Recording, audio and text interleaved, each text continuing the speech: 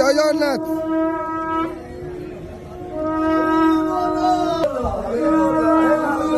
हरि बोला हरि हरि बोला हरि हरि बोला हरि बोला हरि हरि बोला हरि हरि बोला।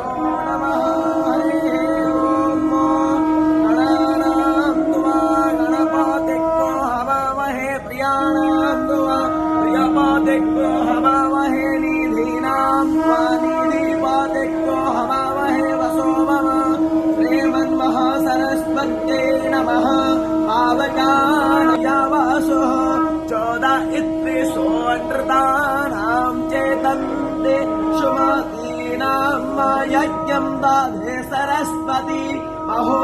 अरणः सरस्वती प्रजेदयति केतुनाधियो विस्ताविराजति रणो यच्छतर्यमा प्रापोषा प्रसरस्वती प्रवादेवी दधरे ओम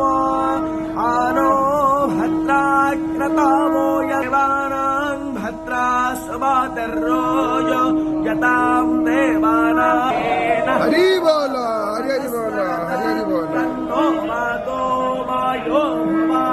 मे सायं नरमाता पृथिवी तत्पितात्योः तग्रावाण्य सोमसुतो मयो भूमस्तदस्मिना सर्वन्तं विस्तायुवं समीसानं जगाता सस्तो सम्मतिं दयं तनु आममोसेहो महे वयं ओसानो यथा वेद सामसदब्रदे रक्षितारो प्रायोरो दवधस्वस्तये स्वस्ति न इन्द्रो वृद्धस्रवाः स्वस्ति न पूषा विश्ववेदाः स्वस्ति नस्तार्क्ष्यो अरिष्टनेमि स्वस्ति नो बृहस्पतिर्दधातु प्रसादशो वा मरुतः पृष्टिमातरस्य भूयावानो विदते सुयज्ञायः अग्नेयो हावनवस्वोर चक्षासो विश्वेनो देवा अवसागामन्येह भद्रं कर्णे विश्वयाम देवा भद्रं आचरभीयजतराः प्रायश्चक्रा करसं तनूनां